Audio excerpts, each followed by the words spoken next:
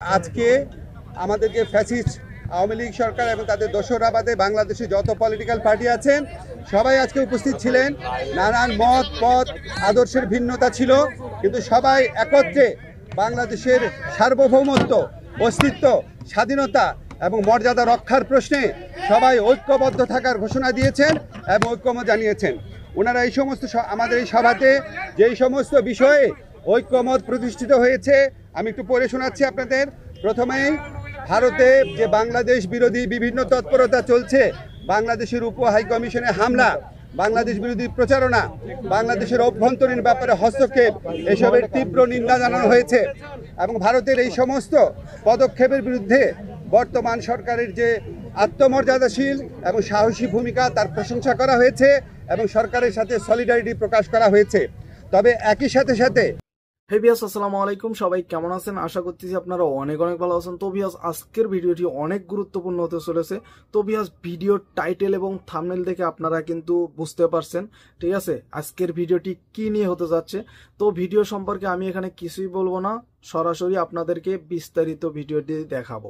তো ভিউয়ার্স, বেশি কথা না বলে চলেন ভিডিওটি দেখে আসি, তারপর কমেন্ট বক্সে কমেন্ট করি। তো ভিউয়ার্স, চলেন।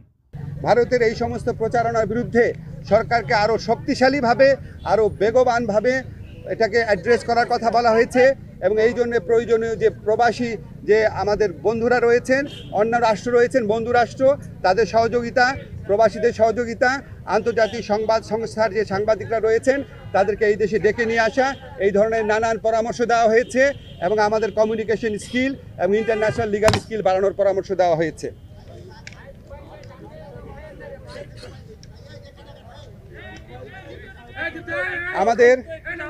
আমাদের একই সাথে ভারতের সাথে বাংলাদেশের যত চুক্তি হয়েছে গত 15 বছরের ফ্যাসিস্ট শাসন আমলে সেটা প্রকাশ করার দাবি করা হয়েছে এবং একই সাথে রামপাল সহ বাংলাদেশের জন্য ক্ষতিকর যে সমস্ত চুক্তি আছে সেগুলি বাতিল করার দাবি করা হয়েছে। বাংলাদেশের প্রতি ভারতের যে অর্থনৈতিক নিপীড়ন, যে সাংস্কৃতিক আধিপত্য প্রচেষ্টার চেষ্টা, অভ্যন্তরীণ ব্যাপারে নাক গলানোর চেষ্টা, সেটার নিন্দা জানানো হয়েছে এবং ভারতকে বাংলাদেশের প্রতি মর্যাদাশীল আচরণ করার, সৎ প্রতিবেশী সুলভ আচরণ করার আহ্বান জানানো হয়েছে। আচ্ছা, আমাদের এই পরিস্থিতি মোকাবেলায় ভারত বাংলাদেশ বিরোধী যে বিভিন্ন প্রচারণা চালাচ্ছে, এই পরিস্থিতি মোকাবেলায় সকল সম্প্রদায়ের মানুষের ভূমিকার প্রশংসা করা হয়েছে এবং সাম্প্রদায়িক সম্প্রীতি যে কোনো উস্কানির মুখে অটুট রাখার প্রত্যয় ব্যক্ত করা হয়েছে। সবশেষে সবাই একটা জিনিস বলেছেন যে আমাদেরকে আর শক্তিহীন, দুর্বল, নতজানু ভাবার কোনো অবকাশ নাই। যে কোনো ধরনের অপপ্রচারণা এবং উস্কানির বিরুদ্ধে আমরা ঐক্যবদ্ধ থাকব এবং আমরা আমাদের ঐক্য অটুট রাখব, আমরা সাহসী থাকব এবং আমরা যে কোনো ভবিষ্যতেও যে কোনো ধরনের প্রচারণা আসলে, যে কোনো ধরনের উস্কানি আসলে আমরা আমাদের ঐক্যকে আরও বেগবান দেখানোর একটা প্রচেষ্টা অব্যাহত রাখব।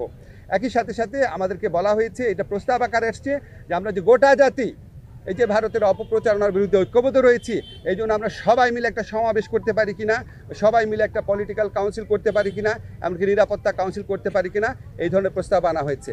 এই সবার মূল সুর ছিল যে আমাদের মধ্যে মত পথ আদর্শের ভিন্নতা থাকবে, আমাদের রাজনীতি ভিন্নতা থাকবে, অবস্থান ভিন্নতা থাকবে, কিন্তু দেশ, সার্বভৌমত্ব এবং অস্তিত্বের প্রশ্নে আমরা সবাই এক, সবচেয়ে উপরে দেশ এবং এটার থেকে আমরা কখনো বিচ্যুত হব না।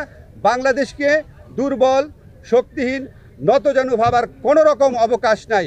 এটা এই জাতীয় ঐক্যমতে, এটা একটা জাতীয় সমাবেশের মধ্যে দিয়ে, সকল রাজনৈতিক সমাবেশের মধ্যে দিয়ে এই বার্তা প্রকাশ করতে, এই বার্তা জানিয়ে দিতে বলা হয়েছে। আপনাদের ধন্যবাদ। তো ব্যাস, ভিডিওটি এই পর্যন্তই ছিল। ভিডিওটি আপনাদের কাছে কেমন লেগেছে? যদি ভালো লেগে থাকে অবশ্যই ভিডিওটিতে একটি লাইক দিবেন।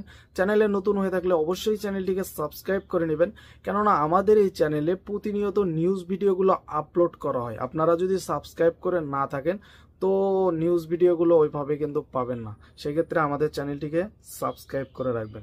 সবাইকে অসংখ্য ধন্যবাদ এতক্ষণ আমাদের সময় দেওয়ার জন্য। পরিশেষে সবাইকে বাই।